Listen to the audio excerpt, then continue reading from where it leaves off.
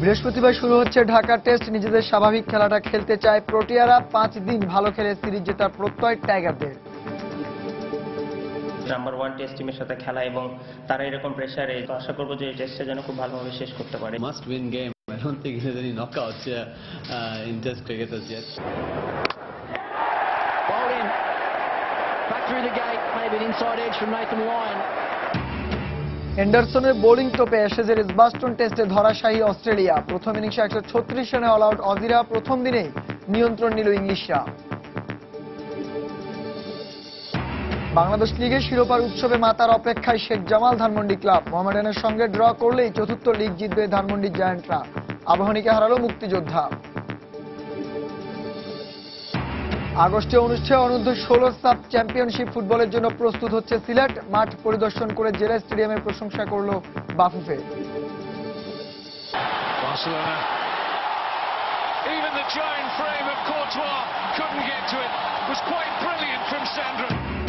প্রাক মৌসুমে হারের বৃত্তে ট্রেবল জয়ী বার্সেলোনা। এবার ইপিএল চ্যাম্পিয়ন চেলসি হারালো মেসি নেইমারবিহীন স্প্যানিশ চ্যাম্পিয়নদের।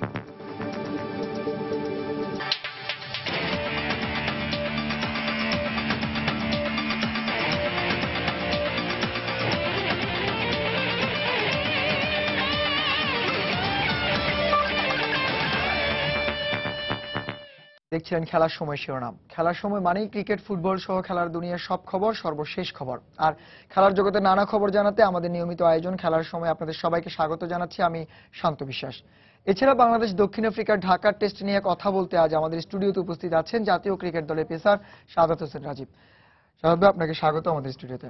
শাহাদ ভাই, যেহেতু অনেক আলোচনা ঢাকা টেস্ট আগামীকাল মাঠে গড়াচ্ছে, তো আমরা ঢাকা টেস্ট নিয়ে কথা বলবো। আর তার আগে একটু ম্যাচ প্রিভিউটা দেখে আসি।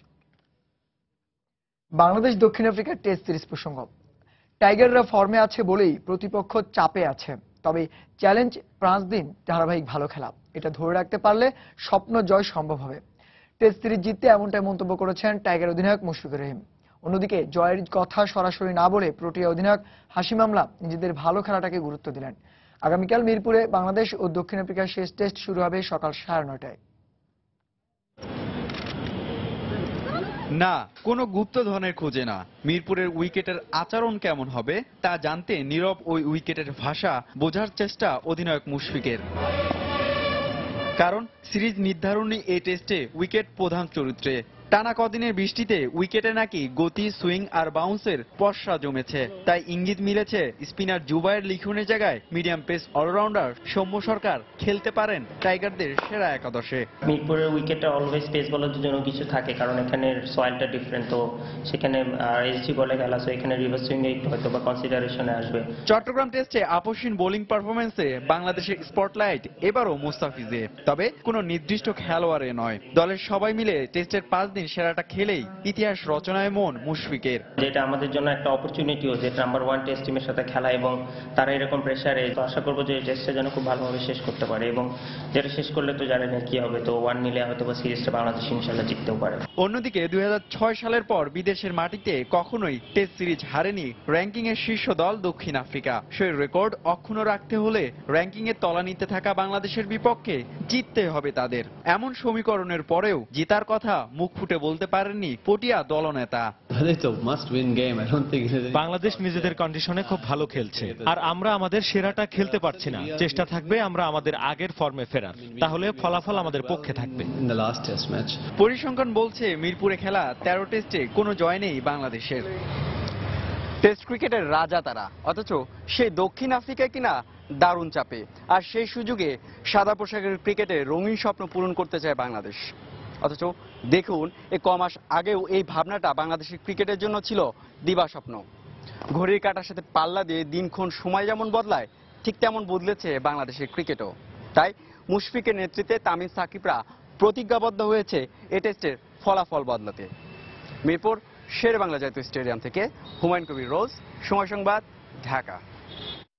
দর্শক, আপনারা দেখছিলেন ঢাকা টেস্ট নিয়ে যে ম্যাচ প্রিভিউ, সেই ম্যাচ প্রিভিউটি এবং মুশফিক এবং হাশিম আমরা কথা বলছিলেন। শাহাদ ভাই, আপনিও নিশ্চয় দেখলেন। আর সবচেয়ে বড় যে আলোচনা বলা হচ্ছে যে মিরপুরের উইকেট পেসার সহায়ক, তো সবকিছু মিলিয়ে আসলে ঢাকা টেস্ট কি হতে যাচ্ছে? হ্যাঁ, আমারও চিন্তা সবসময় এটাই ছিল। আমাকে আজকে অনেক অনেক সাংবাদিকরা ফোন করছিল যে ঢাকা টেস্টে কি হবে। আপনি তো এর আগে সাউথ আফ্রিকাতে খেলেছেন। হ্যাঁ, সো আমি বলছি হ্যাঁ, এখানে আপনার ফাস্ট বোলারদের জন্য অনেক কিছু থাকে। সবচেয়ে বড় কথা আপনার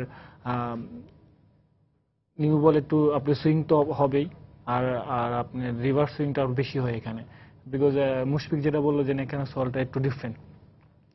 তো আপনার এখানে আপনার ফাস্ট বোলারদের অ্যাডভান্টেজ একটু থাকে, বাউন্স থাকে সবসময়।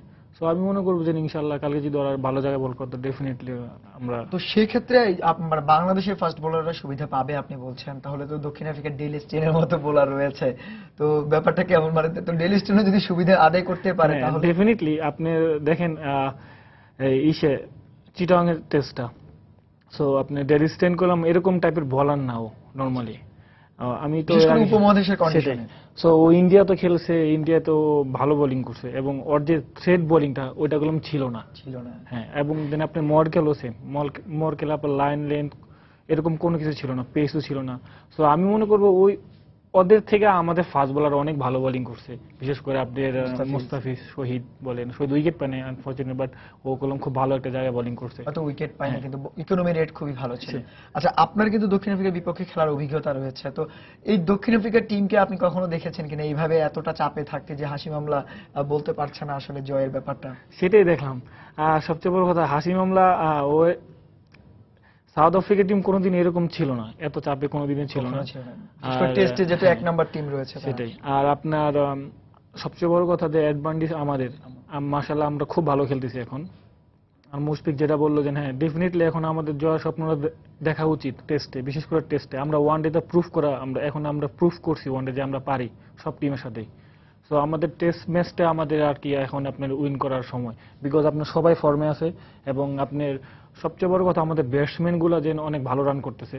আগে আপনি দেখেন আমরা যখন ফার্স্ট টেস্ট যখন আমরা খেলতাম সাউথ আফ্রিকার সাথে 2008-এর কথা, তো আপনার ওরা যদি 400 রান করতো হয়তো বা আমাদের 200 রান করা অনেক ডিফিকাল্ট হতো। সো আমাদের এরকম টাইপের এরকম ওই লেভেলে ব্যাটসম্যান ছিল না।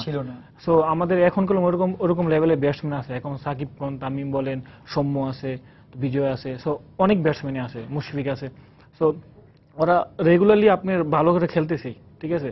তো আপনার এখন টেস্ট ম্যাচ জেতার সময় আমাদের। তার মানে আমরা কিন্তু আগে টেস্ট ম্যাচ খেলার জন্য আমাদের প্রথম যে লক্ষ্য ছিল যে 5 দিন খেলতে পারলেই আমরা অনেক কিছু, এরপরে ড্র, এখন জয়ের চিন্তা, এই যে বদলে যাওয়ার ব্যাপারটা, এটা কি বদলে যাওয়া? সেটা হলো আপনার কনফিডেন্স। আর সবচেয়ে বড় কথা ওরা খুব মাশাআল্লাহ খুব ভালো খেলতেছে। আমরা যখনই আপনি টিমে ছিলাম লাস্ট আপনার পাকিস্তান সিরিজের আগেও জিম্বাবুয়ের সাথে আমাদের, আর বিষয়টা হলো আপনার এখন আমাদের সবচেয়ে বড় কথা টিম ইউনিটটা অনেক ভালো, আমাদের টিম কম্বিনেশনটা অনেক ভালো। আর একজনকে আরেকজনকে হেল্প করাটা খুব এখন ইজি হচ্ছে আমাদের জন্য। যদি কেউ যদি একটু ভুল করে তো সো এটা আপনি সবাই বলতে পারতেছে হ্যাঁ এটা হচ্ছে না, তো এটা করা উচিত। সো এইটাই আপনি অনেক অনেক বড় একটা জিনিস যে আমাদের বাংলাদেশ টিমে এক সময় এরকম ছিল না, এখন আপনি ইমপ্রুভ হচ্ছে আস্তে আস্তে আস্তে আস্তে হচ্ছে, এবং ইনশাআল্লাহ যেন এটা আর অনেক দূর যাবে, সেটা আমি বিশ্বাস করি।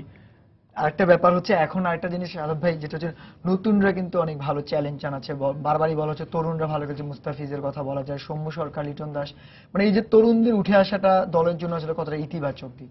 এটা অনেক বড়, বিকজ আপনার সিনিয়র ক্রিকেটারগুলো এখন নাই, আমরা কয়েকজন আছি, যেমন আমি, মাশরাফি ভাই, মুশফিক, যারা অনেকদিন আপনারা আগে থেকেই খেলেছেন। সো আমরা আপনার আমাদের বয়স কোনো আপনি 30 বা 32 না, আমাদের বয়স 26-27, ঠিক আছে। সো আমরা এই সিনিয়র, বাট এখন যারা ইয়াং আসতেছে তাদের বয়স আপনি 19, 20, 22, 23। সো এত ডুক না, তো ডিফারেন্স করলাম অনেক বেশি না, হয়তো বা 3 থেকে 4 বছর ডিফারেন্স। বাট ওরা গুলো আমাদের কাছ থেকে শিখা, বা ওরা একটা ভালো লেভেলে খেলতেছে, ওইখান থেকে ওদের কনফিডেন্স লেভেলটা অনেক হাই, এই কারণে ওরা এত ভালো খেলতেছে। যেমন মুস্তাফিজ যেটা দেখেন আপনি, ও ডেবুতে বিশেষ করে আপনার আমরা যখন নেটে ব্যাটিং করছি, আমি ফার্স্ট যখন ওরা খেলছি তখন আমি পারি না খেলতে, স্লোয়ারটা মানে অনেক এফেক্টিভ ছিল। তো এই যে এরকম টাইপের যে কিছু ফাস্ট বলার ওগুলো আপনার কাউকে গেলাম দেখে নেই, ও নিজে নিজে বের করছে এই জিনিসটা। সো ওর কনফিডেন্সটা এরকম। তো মাশাআল্লাহ আমি সবসময় চাবো যে ইনশাআল্লাহ ও বাংলাদেশে একটা ফিউচার ফাস্ট বোলার পাইছে, যেটা আপনার ওর ফিটও ভালো, ফিটনেস খুব সুন্দর, বডি এটা তো জানেনই যে অনেক বয়স কমের মধ্যে অনেক কম বয়সে, আর আমি চাবো যে ওর টেক কেয়ার একটু বেশি করুক, তো ওর আমাদের জন্য ভালো হবে সেটা। খেলার সময় আরো যা দেখবেন, ইন্টারন্যাশনাল চ্যাম্পিয়ন্স কাপে আজ ভোরে মুখোমুখি হবে ম্যানচেস্টার ইউনাইটেড ও পিএসজি, সন্ধ্যায় মাঠে নামবে রিয়াল মাদ্রিদ ও এসি মিলান। এবং গোল্ড কাপের শিরোপা জিতেও বরখাস্ত হলেন মেক্সিকোর কোচ মিগুয়েল হেরেরা, অপরাধ টিভি সাংবাদিককে চড় মারা।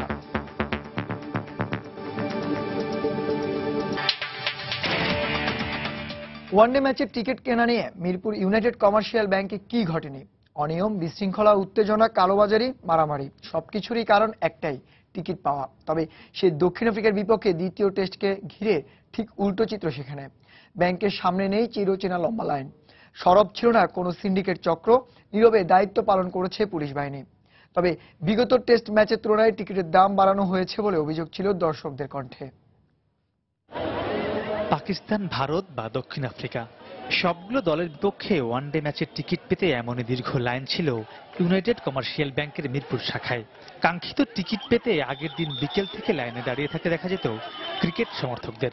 কেউ বা টাইগারদের খেলা মাঠে বসে দেখতে, আশ্রয় নিতে অবৈধ উপায়ে টিকিট পেতে, যা সামাল দিতে বারবার লাঠিচার্জ করতে হয়েছে আইন শৃঙ্খলা রক্ষাকারী বাহিনীকে। এবারও প্রতিপক্ষ সেই দক্ষিণ আফ্রিকা। খেলা হবে মিরপুর শেরেবাংলা জাতীয় স্টেডিয়ামেই, তবে ফরম্যাট ভিন্ন। খেলা হবে 5 দিনের টেস্ট ম্যাচ, তাই মুশফিকদের খেলা দেখার অনুমতিপত্র, টিকিট কিনতে এদিন ছিল না কোনো দীর্ঘ লাইন। ওয়ানডের সময় তো অনেক ভিড় থাকে, ঠিক খেলা দেখতে পারি না। টেস্টের সময় একটু সুযোগ আছে, সেজন্য টেস্টের খেলাটা দেখতে আসছি।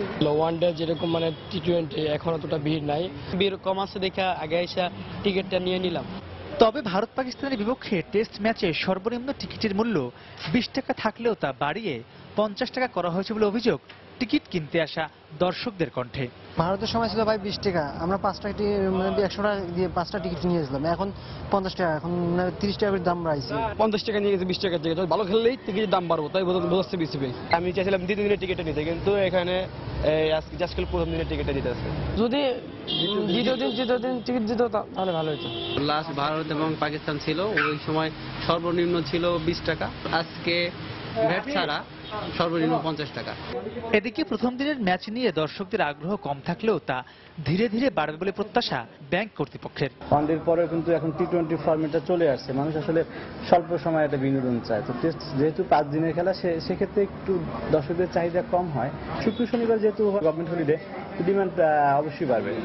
চট্টগ্রাম টেস্ট বৃষ্টির কারণে ভেস্তে গেছে বলেই দর্শকদের মাঠে এসে খেলা দেখার আগ্রহ কমেছে বলে মনে করেন টিকিট বিক্রির দায়িত্বপ্রাপ্ত ব্যাংক কর্মকর্তা। মাহমুদ রাকিব, সময় সংবাদ, ঢাকা।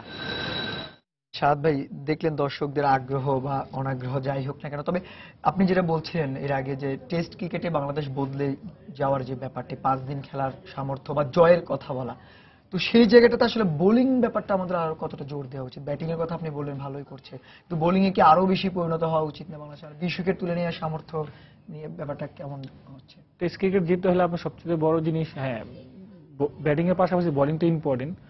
এবং আপনার বোলিংটা এমন ইম্পর্টেন্ট, আপনি যদি ফার্স্ট ইনিংসে আপনি যদি 10টা উইকেট নেন, বাট সেকেন্ড ইনিংসে এই ফার্স্ট ইনিংসে যেরকম আপনি এফোর্ট দিয়েছেন, তো এই থেকে বেশি এফোর্ট দিতে হবে। হ্যাঁ, সো আপনি ওই সময়টা আপনি যদি আপনি প্রেশার বিল্ড আপ না করেন সেকেন্ড ইনিংসে, সো আপনি আমাদের ম্যাক্সিমাম সময় যা হয় সেটা হলো আমরা এক ইনিংস বোলিং করি। আমি অনেক টেস্ট খেলছি, সো আমাদের একটা সময় গেলে আমরা একটা ইনিংস বোলিং করছি, সো অপোনেন্ট টিম এত ভালো ছিল, তো ওরা 400-450 রান করতো। তো ওই আপনি সেকেন্ড ইনিংস আর বোলিং করার কোনো ছিল না, সুযোগ ছিল না। বাট এখন জিনিসটা চেঞ্জ হয়েছে, এখন ব্যাটসম্যান আমাদের ভালো, সো ওরা যদি 400 রান করে আমরা করি, আমরা প্রায় 400-র মতনই করি। সো আমাদের সেকেন্ড ইনিংসটা কোনো একটা চান্স থাকে বোলিং করার। সো ওই সময়টা আপনি যদি আর 10টা উইকেট যদি নিতে পারেন, বোলিং অনেক ইম্পর্টেন্ট টেস্ট ক্রিকেটে। যদি আপনি সেকেন্ড ইনিংসে যদি আপনি ওদের অল আউট না করতে পারেন, তাহলে আপনি ম্যাচ জিতা সো ডিফিকাল্ট। এবং আমরা জানি টেস্ট ক্রিকেটে 20 উইকেট তুলে না নিলে আসলে জয় হয় না। আরেকটা জিনিস, আপনি মুস্তাফিজের কথা বলছেন, খুব কম বয়সে টেস্টে অভিষেক হলো, কিন্তু টেস্ট ক্রিকেটে আসলে বোলিং এর রহস্যটা কোন জায়গায়? যেখানে ওয়ানডেতে মাত্র 10 ওভার বল করা, টেস্ট ক্রিকেটে আসলে স্ট্যামিনা বা আপনাদের ভাষায় যেটা স্কিল বা সেই জায়গাটা আসলে ধরে রাখাটা কতটা চ্যালেঞ্জ থাকে? কারণ 2 ইনিংসে বল করতে হয়, অনেক ওভার বল করতে হয়। মুস্তাফিজের বিষয়টা যেটা হলো, ও অনেক ইয়াং, তো আপনার সবচেয়ে বড় কথা হলো ও প্রেশার যে জিনিসটা, ওই জিনিসটা গুলো ওয়ানডে থেকে শিখে আসছে।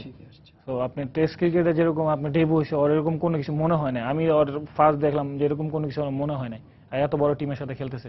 আর সবচেয়ে বড় কথা, স্কিলটা ওর সুইং করতে খুব সুন্দর, ওর কাটার আছে, এটাও আপনি যে অপোনেন্ট ব্যাটসম্যান ও জানে যে ওর কি স্ট্রং পয়েন্ট, ঠিক আছে।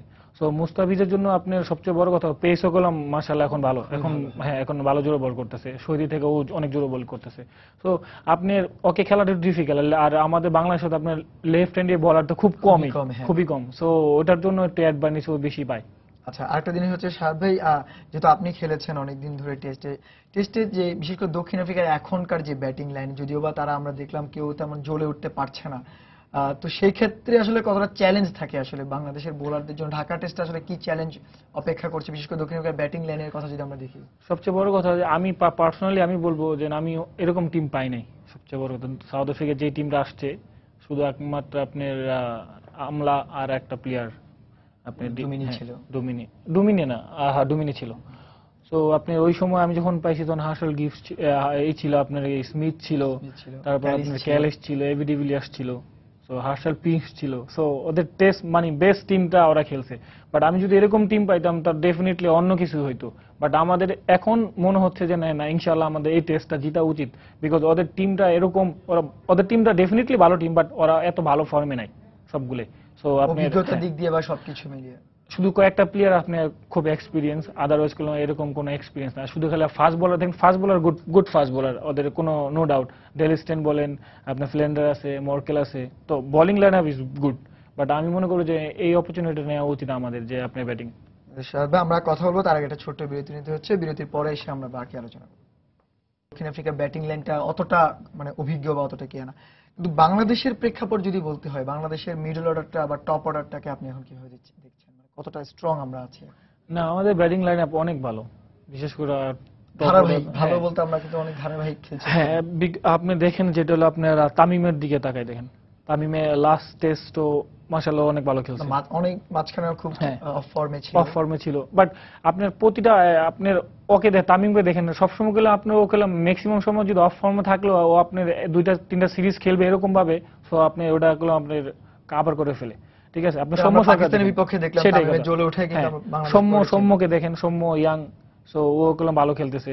আপনি লিটন ভালো খেলতেছে, মুশফিক তো ভালো খেলতেছে নরমালি। রিয়াদ ভাই সবচেয়ে বড় প্লাস পয়েন্ট আমাদের এলো মিডল অর্ডার রিয়াদ ভাই, সো উনিও মাশাআল্লাহ খুব ভালো খেলতেছে।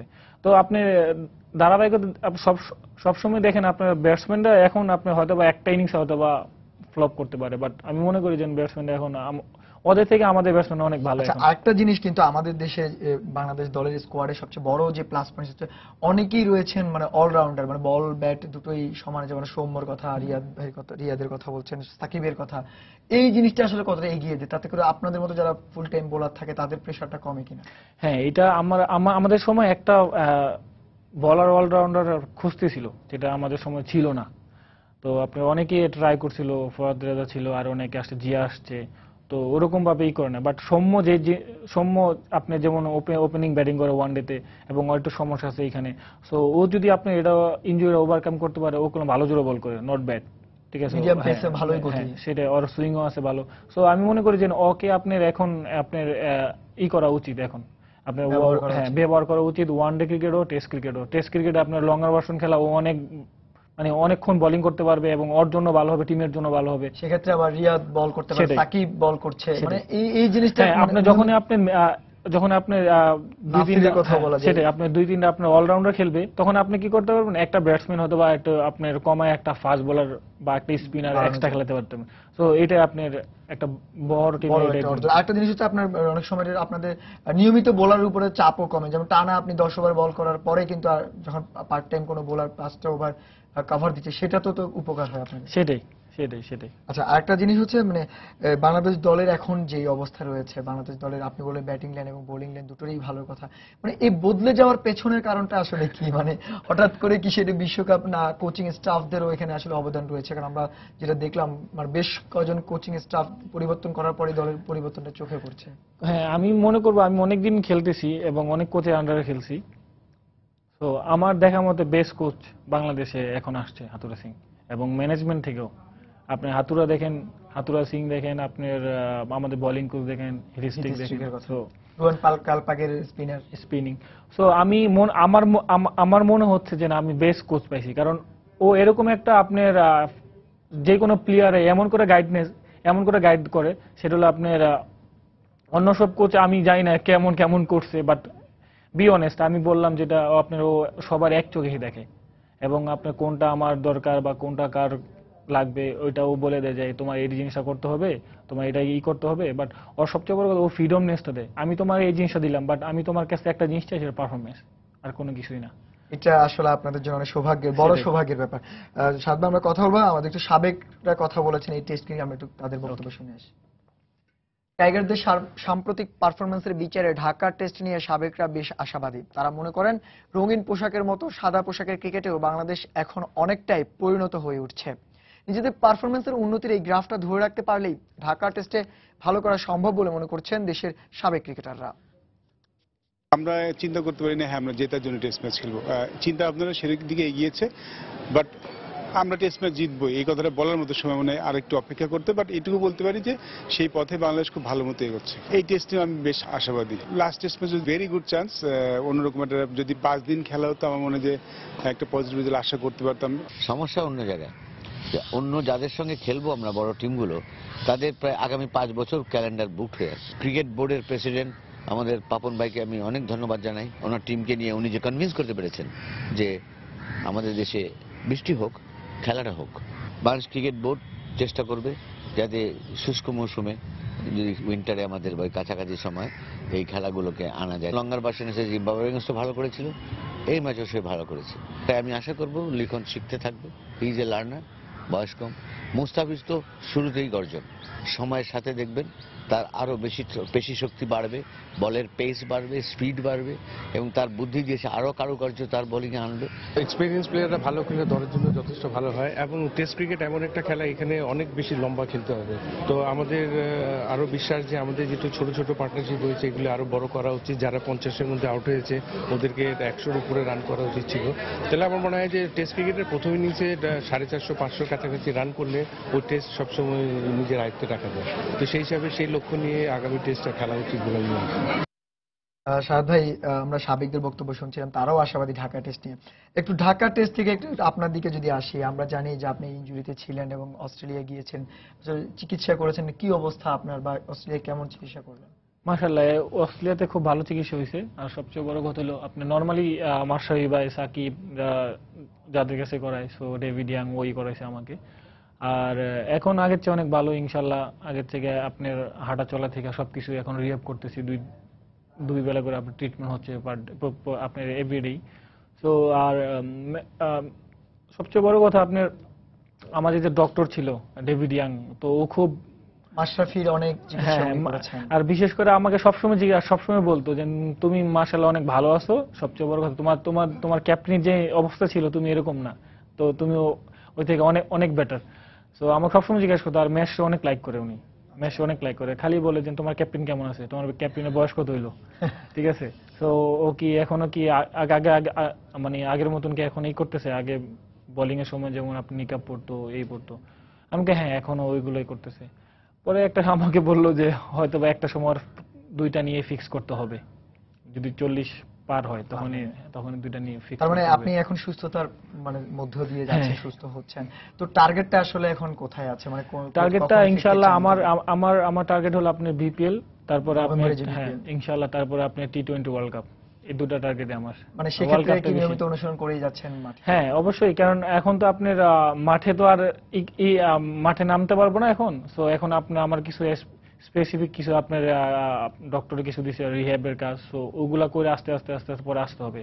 অথবা বেশি দিন না, তো 2-3 মাস পরে ইনশাআল্লাহ হয়তো মাঠে আমাকে দেখতে পারবেন। মানে আপনার এবং তার চেয়ে বড় ব্যাপার এখন নতুনরা আসাতে অনেকটা চ্যালেঞ্জও হয়ে গিয়েছে আপনাদের জন্য। সেক্ষেত্রে বিপিএলটা কি প্ল্যাটফর্ম হিসেবে ধরছেন কিনা? হ্যাঁ ইনশাআল্লাহ ওটার জন্য, বিকজ আমি সুস্থ হওয়ার পর আমি বিপিএলটাই পাবো। সো বিপিএলটা আমার জন্য অনেক বড় একটা যেহেতু সামনে টি20 বিশ্বকাপ এবং টি20 এশিয়া কাপ রয়েছে। সেটাই। শাহাদ ভাই, আমরা জানি যে মাশরাফি ভাই ইনজুরিতে ছিলেন, আবার ফিরে এসেছেন, দলের চমক দেখিয়েছেন অধিনায়ক। আমরাও আশা করি আপনি খুব দ্রুত সুস্থ হয়ে ওঠেন এবং আবার বল হাতে যে গতি ছড়ানো সেই গতি আমরা দেখতে পারবো। এবং সেই পাশাপাশি আমরা ঢাকা টেস্টেরও ভালো বাংলাদেশ করুক, সবকিছু প্রত্যাশা করছি। আপনাকে আমাদের স্টুডিওতে এসে সময় দেওয়ার জন্য থ্যাংক ইউ। আপনাদের অনেক ধন্যবাদ। থ্যাঙ্কস। দর্শক, আমরা কথা বলছিলাম টাইগার পেসার সাদাত হোসেনের সঙ্গে। তিনি যেমনটি বলছিলেন ঢাকা টেস্টে বাংলাদেশ ভালো করতে পারে এবং পাশাপাশি নিজের সুস্থতার কথাও জানিয়েছেন আপনাদের। বাংলাদেশ প্রিমিয়ার লিগ ফুটবলের খবর। উত্তেজনা ছড়ানো ম্যাচে আবাহনী লিমিটেডকে 1-0 গোলে হারিয়ে পয়েন্ট টেবিলে 6 নম্বরে উঠে এলো মুক্তিযোদ্ধা সংসদ ক্রীড়া চক্র। মর্যাদা রক্ষার লড়াইয়ে পেনাল্টি থেকে ইনামুল হকের একমাত্র গোলে আকাশে নীল দিয়ে হারিয়েছে আবু ইউসুফের শিষ্যরা। দিনের আরেক ম্যাচে রহমতগঞ্জের বিপক্ষে 3-1 গোলের জয় পেয়েছে টিম বিজেএমসি। এই জয়ের ফলে রেলিগেশনের সংখ্যা কিছুটা হলেও এড়াতে পারল জাকারিয়া বাবুর শিষ্যরা। রেলিগেশনের শঙ্কা মাথায় নিয়ে মাঠে নেমেছিল পয়েন্ট টেবিলের শেষের সারির দুই দল রহমতগঞ্জ ও টিম বিজেএমসি। তবে দুদলই কয়েকটি আক্রমণ শানালেও গোলবঞ্চিত থেকে যায় প্রথমার্ধ। কিন্তু দ্বিতীয়ার্ধের শুরুতেই এগিয়ে যায় টিম বিজেএমসি। ম্যাচের 49 মিনিটে জীবনের গোলে লিড পাওয়া টিম বিজেএমসি ম্যাচের 66 মিনিটে নাইজেরিয়ান ফরওয়ার্ড এলিটা কিংসলের গোলে ব্যবধানটা আরও বাড়ায়। তবে ম্যাচের 89 মিনিটে রহমতগঞ্জ একটি গোল শোধ করলেও অতিরিক্ত সময়ে তপুর গোলে 3-1 জয় নিয়ে মাঠ ছাড়ে জাকারিয়া বাবুর শিষ্যরা। এদিকে দিনের হাই ভোল্টেজ ম্যাচে মাঠে নেমেছিল আবাহনী ও মুক্তিযোদ্ধা সংসদ। লীগ শিরোপা এক প্রকার ধরাছোঁয়ার বাইরেই আবাহনী ও মুক্তিযোদ্ধার। তাতে কি, মর্যাদার লড়াইয়ে ছাড় দিতে রাজি নয় কেউই। তাই শিরোপা হারানোর শঙ্কা ছাপিয়ে যা রূপ নিল পয়েন্ট বাড়ানোর ম্যাচে। তবে খেলার 16 মিনিটে চামারা সার্ভার শট আবাহনীর জালে জড়ালেও অফসাইডের কারণে গোলবঞ্চিত থেকে যায় আবু ইউসুফের শিষ্যরা। পরে দুদলের গোল মিসের মহড়ায় আক্রমণ পাল্টা আক্রমণের প্রথমার্ধ থেকে যায় গোল শূন্যই। কিন্তু দ্বিতীয়ার্ধে গোলের দেখা পেতে মরিয়া দুদল আগ্রাসী ঢঙে খেলতে থাকে, যাতে দুদলের ফুটবলারদের মাঝে তৈরি হয় বাড়তি উত্তেজনা। খেলার 61 মিনিটে নিজেদের ডি বক্সের ভেতর মুক্তিযোদ্ধার মিডফিল্ডার কায়েসকে আবাহনীর ফাহাদ ফাউল করলে পেনাল্টি পায় বাংলার অলরেডরা। আর ম্যাচের টার্নিং পয়েন্ট সেটাই, পেনাল্টি থেকে নির্ভুল নিশানায় গোল করে দলকে এগিয়ে নেন মুক্তিযোদ্ধার অভিজ্ঞ স্ট্রাইকার এনামুল হক। ম্যাচে গোল ওই একটি, যাতে জয় পায় মুক্তিযোদ্ধা সংসদ। আর এতে 18 ম্যাচে 25 পয়েন্ট নিয়ে টেবিলের 6 মুক্তিযোদ্ধা এবং 17 ম্যাচে 31 পয়েন্ট নিয়ে টেবিলের 4 নম্বরে থাকলো আবাহনী। তবে দেশের নামকরা দুটি ক্লাবের মধ্যকার ম্যাচে ফাউল আর ফ্রি কিকের ছড়াছড়ি উপস্থিত দর্শকদের খানিকটা বিরক্তি উপহার দিয়েছে। মাকসুম আলম খান, সময় সংবাদ, ঢাকা। এদিকে উঠতে থাকা শেখ জামালের জন্য শিরোপা জয়ের উৎসব করার ম্যাচ সামনে, আর মোহামেডানের জন্য শেখ জামালের উৎসবটা ভেস্তে দিয়ে পয়েন্ট বাড়ানোর মিশন। আবার দুদলের জন্য মর্যাদারও লড়াই এটি, যাতে দেশের ফুটবল ভক্তরা দেখতে যাচ্ছে এবারের মৌসুমে শিরোপার নিষ্পত্তি। তাই হাই ভোল্টেজ বলা যায় শেখ জামাল ও মোহামেডানের ম্যাচটি। বঙ্গবন্ধু স্টেডিয়ামে লিগের অন্যতম আকর্ষণীয় এই ম্যাচটি শুরু হবে বৃহস্পতিবার সন্ধ্যা 6:30টায়। দেশের ঘরোয়া লিগে গেল কয়েক মৌসুম ধরে চলছে শেখ জামালের আধিপত্য। এবারের মৌসুমেও দুর্দান্ত ধানমন্ডির জায়ান্টরা। মামুনুলদের সামনে এখন সমীকরণ একটি জয় বা ড্র এনে দিবে প্রিমিয়ার লিগের ৪র্থ শিরোপা। বলা যায় শিরোপার উৎসব করার ম্যাচ শেখ জামালের। তাই অনুশীলন কিংবা কৌশল কিছুতেই কমতি রাখতে রাজি নয় আফুসির শিষ্যরা। এবারের আসরে 17 ম্যাচ খেলে 13টি জয়, 3টি ড্র ও মাত্র একটি ম্যাচে হারে ইতিমধ্যেই 42 পয়েন্ট নিয়ে তালিকার শীর্ষ দল ধানমন্ডির ক্লাবটি। বিশেষ করে দ্বিতীয় লেগে প্রতিপক্ষকে গোলের বন্যায় ভাসিয়ে দিচ্ছেন ল্যান্ডিং ওয়েটসনরা। অন্যদিকে কোচ মারুফুলের বদলে আফুসিকে দলে নিয়ে আক্রমণাত্মক ফুটবল খেলা শেখ জামাল এবার মোহামেডানের বিপক্ষে জয় দিয়েই শিরোপার উৎসব করতে চায়। তারা ভালো পারফর্ম করার কারণে এখন সেকেন্ড পজিশন নিয়ে কিন্তু তারা ফাইট করতেছে, যেহেতু মোহামেডান খুব স্ট্রং টিম। এই স্ট্রং টিমের বিরুদ্ধে আমরা খেলবো এবং প্রস্তুতি আমাদের অনেক ভালো, কারণ আমরা যে টার্গেটে এগোচ্ছিলাম এই টার্গেটে 90%। এখন ক্লোজ চেষ্টা করব যে আমাদের প্লেয়ারদের সবার কমিটমেন্ট, সবার স্পিড এবং একটা টিম ওয়ার্ক হিসেবে আমরা যিনি ভালো রেজাল্ট করবে, ভালো রেজাল্ট মিনিং চ্যাম্পিয়নশিপ কালকে কনফার্ম করতে পারি। এদিকে এবারের মৌসুমে কয়েকজন অভিজ্ঞ ছাড়া বাকি সব তরুণ ফুটবলারদের নিয়ে দল গঠন করে আলোচনায় আছে মোহামেডান। এরই মধ্যে পয়েন্ট টেবিলে দ্বিতীয় স্থান ধরে রেখে ভালোই জবাব দিচ্ছে আবাহনী, শেখ রাসেলদের মতো ক্লাবদের। শিরোপা স্বপ্ন শেষ, কিন্তু মর্যাদার প্রশ্নে ধানমন্ডির জায়ান্টদের ছাড় দিতে রাজি নয় ঐতিহ্যবাহী ক্লাবটি। তারাও চায় জয় নিয়ে পয়েন্ট বাড়িয়ে শেখ জামালের উৎসব থামাতে। মাঠে দেখেছেন যে আমাদের ছেলেটা অনেক ভালো খেলেছে। শেখ জামালের সাথে ফার্স্ট লিগে আমরা ড্র করেছি এবং তারপর আমরা সেকেন্ড লিগে প্রস্তুতি একটা ম্যাচ খেলেছি ওদের সঙ্গে, এটাও আমরা ড্র করেছি।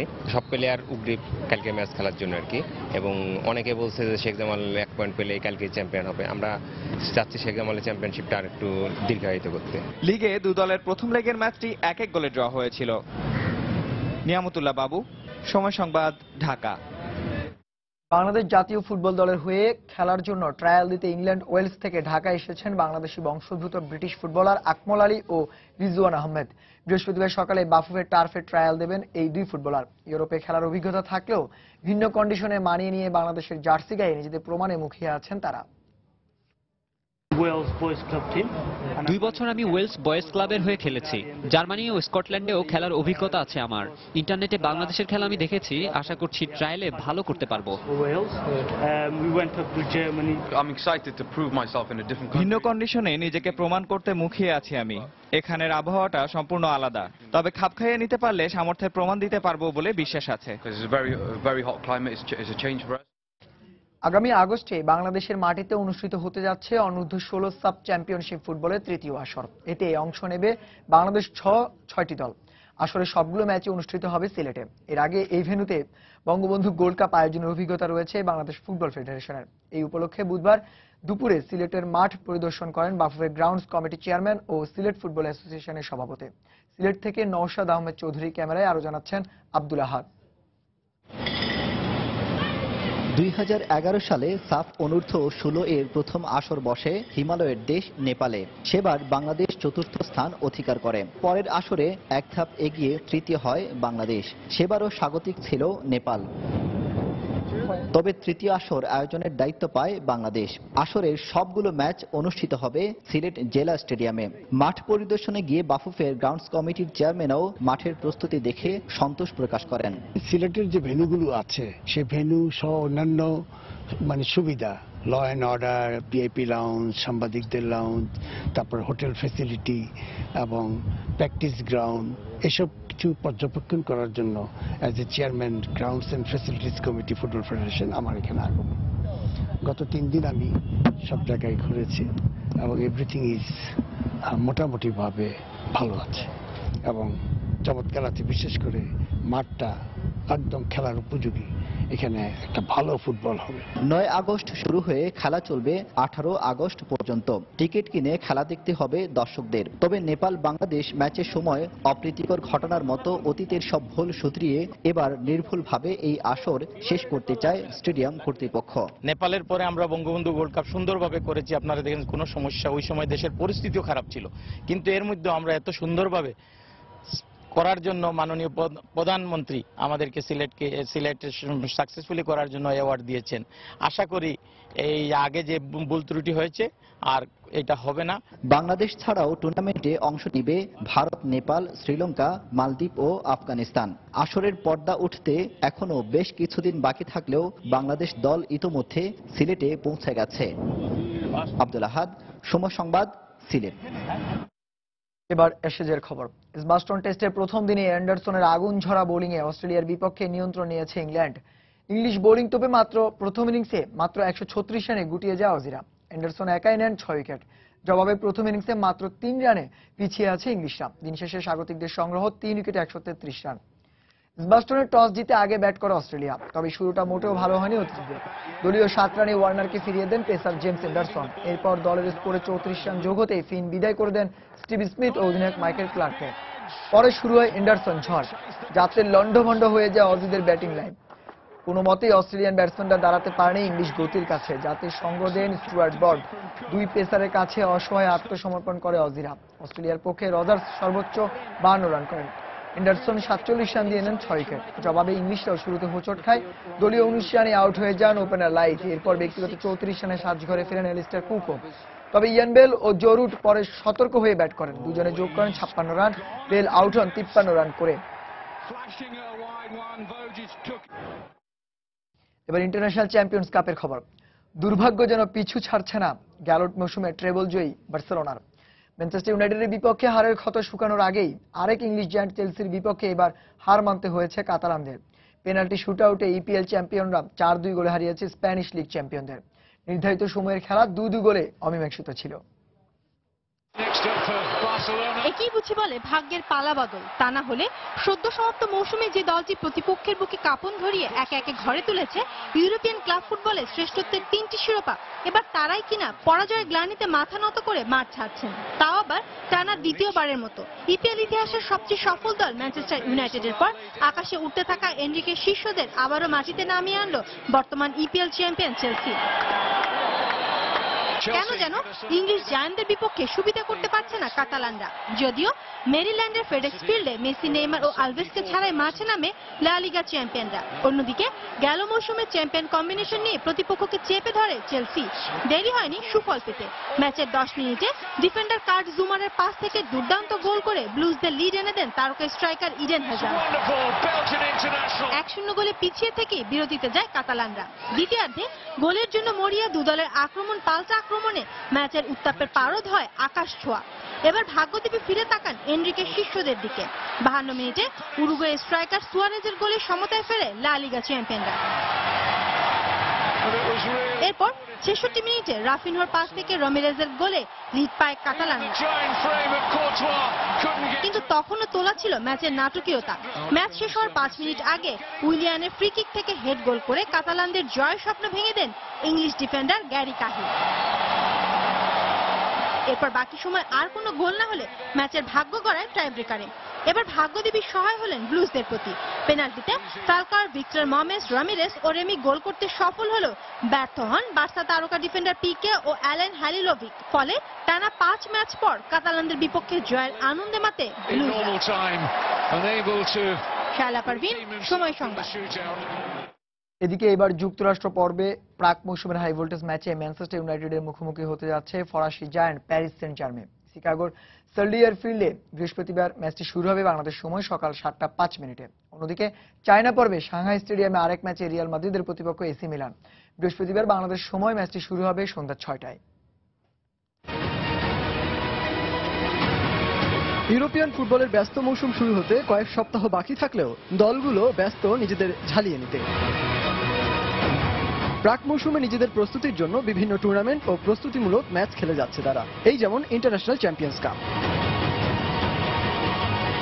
এবার যুক্তরাষ্ট্র পর্বে শিকাগোর ইলিনয়েসে ইংলিশ জায়ান্ট ম্যানচেস্টার ইউনাইটেডের প্রতিপক্ষ ফরাসি ক্লাব প্যারিস সেন্ট জার্মেই। সবশেষ ম্যাচে বর্তমান চ্যাম্পিয়ন্স লিগ জয়ী বার্সেলোনাকে 3-1 গোলে হারিয়ে এমনিতেই আকাশে উঠছে ভ্যান হলের শিষ্যরা। তার উপর আত্মবিশ্বাসের পালে বাড়তি হাওয়া দিচ্ছে শেষ 5 ম্যাচে তাদের অপরাজিত থাকার রেকর্ড। এই ম্যাচেই রেড ডেভিলদের একাদশে ফিরতে পারেন স্ট্রাইকার হ্যাভিয়ার হার্নান্দেজ। তবে ইনজুরির কারণে নাও থাকতে পারেন ভ্যান হলের নতুন তুর্কি বাস্তিয়ান শোয়ানস্টাইগার।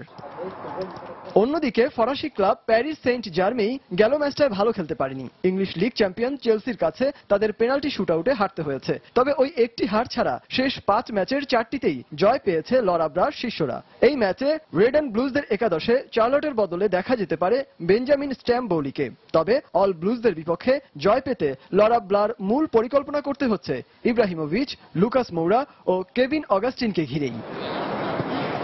এদিকে চায়না পর্বে চীনের সাংহাই স্টেডিয়ামে বেনিতেজে রিয়াল মাদ্রিদ লড়বে ইতালিয়ান ক্লাব এসি মিলানের বিপক্ষে। দুর্দান্ত ফর্মে থাকা মাদ্রিদিস্তানরা আছে বেশ ফুরফুরে মেজাজেই। সবশেষ 2 ম্যাচে তারা প্রতিপক্ষের জালে জড়িয়েছে 7 গোল। সেখানে আবার এই এসি মিলানের স্বদেশী ক্লাব ইন্টার মিলানকেই গেল ম্যাচে 3-0 গোলে বিধ্বস্ত করেছে রোনালদো, বেল, বেনজামারা। তবে ম্যাচের বাইরেও এখন আলোচনার বিষয় হয়ে দাঁড়িয়েছে রোনালদো ও বেনিতেজের দ্বন্দ্বের গুঞ্জন। এই সুযোগটাকেই কাজে লাগাতে চায় এসি মিলান। সিনিসা মিহাজলোভিকের শিষ্যরাও সবশেষ 4 ম্যাচে জয় তুলে নিয়ে আছে দারুণ ফর্মে। এই ম্যাচে এসি মিলানের হয়ে একাদশে ফিরতে পারেন গেল কোপা আমেরিকার আসরে নেইমারের সাথে বিতর্কে জড়ানো কলম্বিয়ান ফুটবলার কার্লোস বাক্কা। সেই সাথে আক্রমণ ভাগের ভরসা হয়ে আছেন রেড অ্যান্ড ব্ল্যাকসদের জাপানি সেন্সেশন কেইসুকে হোন্ডা। সজল মিত্র, রিচার্ড, সময় সংবাদ। কনকাকাফ গোল্ড কাপের শিরোপা জেতার পরও বরখাস্ত হলেন মেক্সিকোর কোচ মিগুয়েল হেরেরা। খেলা শেষে আসার সময় বিমানবন্দরে এক টিভি রিপোর্টারকে মারধরের অভিযোগে অবশেষে তাকে চাকরি থেকে অব্যাহতি দিল মেক্সিকো ফুটবল ফেডারেশন। কনকাকাফের রেকর্ড ট্রফি জিতে মেক্সিকো ফিরেছে চ্যাম্পিয়ন দল হিসেবে। হঠাৎই যুক্তরাষ্ট্রের ফিলাডেলফিয়া বিমানবন্দরে মেক্সিকোর বেসরকারি টিভি চ্যানেলের প্রতিনিধি ক্রিস্টিয়ান মার্তিনোলিজের ঘাড়ে ঘুষি মারেন কোচ হেরেরা। কারণ মার্তিনোলিজ হেরেরার সমালোচনা করে একটি খবর প্রকাশ করেছিল। আর ট্রফি জিতেও নিজের উপর নিয়ন্ত্রণ হারানোর কারণেই চাকরি হারাতে হলো হেরেরাকে। বুধবার বিষয়টি নিশ্চিত করেছে মেক্সিকান ফুটবল ফেডারেশনের সভাপতি দেসিডো ডি মারিয়া।